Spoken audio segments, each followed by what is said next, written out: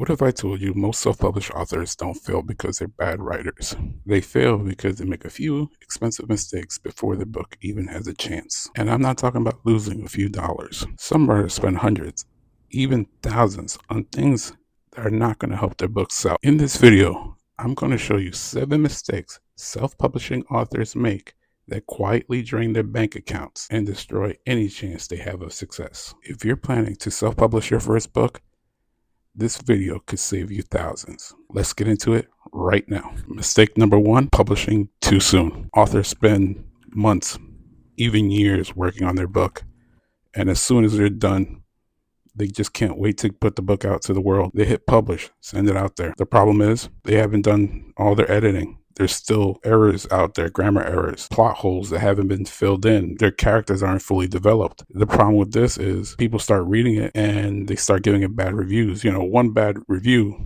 is not going to sink your boat. 50, yeah, you're done with. So before you hit publish, make sure you go through and edit this book. Make sure that all your plot holes are filled in. Otherwise, you're dooming your book from the get-go. Mistake number 2, using a cheap cover. Have you ever heard that phrase? Don't judge a book by its cover. That doesn't really work in the world of literature. People judge books by its cover. Let me give you an example. This right here is the cover to my first book, Killing Zenith. It's pretty boring. I didn't have the funds to get a real good person to do my cover, and this is what they came up with. This is a cover to Matt Abraham's Old Debt. I actually met this writer. He's self-published also, from Stockton, California. Real nice guy. This is his cover. Notice how colorful it is. It's more appealing to the eye. It's a great cover. Now, if you had to choose between these two books in your local store, which one are you picking?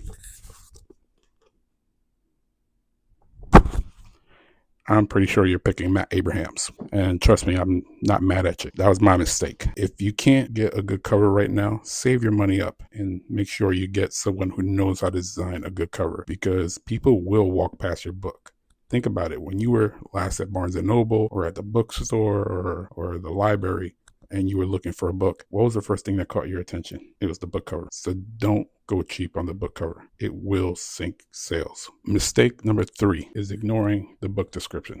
Writers spend all this time writing this great novel, and then they spend 10 minutes writing a book description. It makes no sense. You should really do kind of the opposite. Really work on your book description and then work on your novel, because your book description, think of it this way. Your book cover is your first salesman. It gets the clicks. People click on it.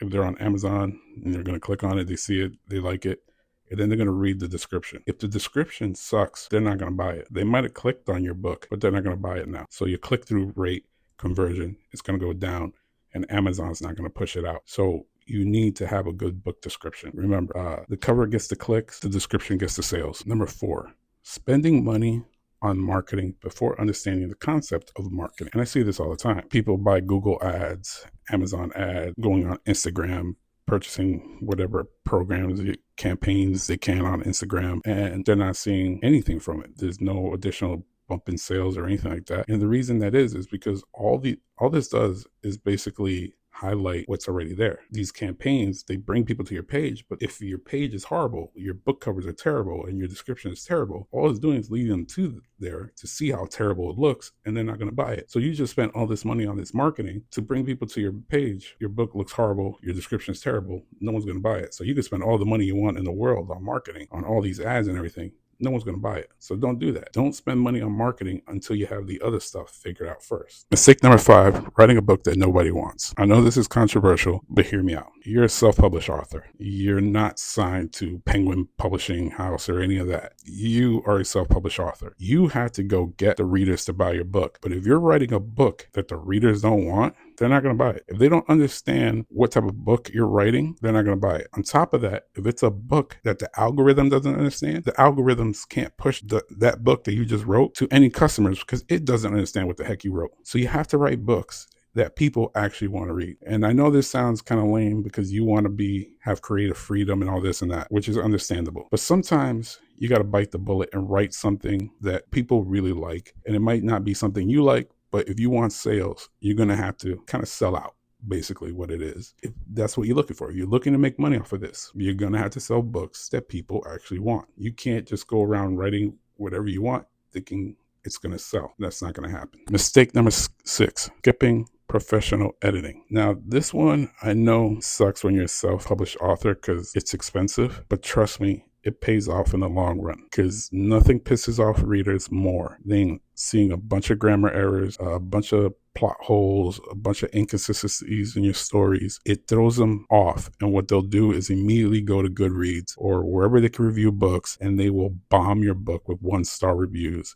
And before you know it, you have like 60, 70 reviews of 1 star because you did not go to an editor, a professional editor. Again, sometimes being a self-published author means you have to save up money to do this stuff. You need to have a good cover. You need to have a good editor. You need these things. Otherwise, your sales are just going to tank. Mistake number 7, stop treating every book like it's a golden ticket. And what I mean by that is not every book you write is going to become this world-renowned book, right? The best self-published authors are the ones that are constantly writing books, and they build upon the world that they built. So they'll have 1, 2, 3 books in their series and stuff like that. You can't just publish one book and think, oh, tomorrow will be picked up and they'll make a movie out of it and this and that, and you'll be rich beyond belief and you'll be able to settle the rest of your life. You'll be able to relax, throw your feet up, and never have to work a day in your life again. That's not how it works. If you want to be a self-published author, you're going to have to put in the work. It is a lot of work to do, and you have to keep building and building and building. The best self-published authors continually publish books, and eventually they get picked up by a publishing house. That's the way you do it. Now, here goes a bonus mistake that a lot of authors do, especially when they publish through Amazon. And I made this mistake too, my first book. When you go publish through Amazon, they say that they'll provide you a free ISBN number. And you think, man, I've been putting in a lot of money to get this book done. It's great. I get something free. Don't do it. Buy your ISBN numbers. This way you have full control of your books. This way, if Barnes & Noble comes a knocking and they want to put your book in their stores, you can. Whatever stores come around and they want to grab your book, they can. But if you use the Amazon ISBN, you can't do that. And then you basically destroy any chance of success you have. Think about, can't remember the lady's name, but the lady who wrote those 50 Shades of Grey book. She was a self-published author. Had she not had her own ISBN number, her success would have never happened. Andy Weir, he was a self-published author. Had he not had his own ISBN number, he would not have all these movies based on his books. So make sure you buy your own ISBN numbers. They're not that expensive. You could buy a bulk of them. I think you get like 10 of them. I don't remember what the price is, but it's worth it. Trust me. Just buy your own ISBN number. Again, I know this is an added cost, but if your book does well, you'll make more money this way. So those were the 7 mistakes that young self-published authors are making. Plus, I gave you a bonus one. So go out there and start writing right now. Until next time, see you guys. Love you all. And don't forget to hit that like and subscribe.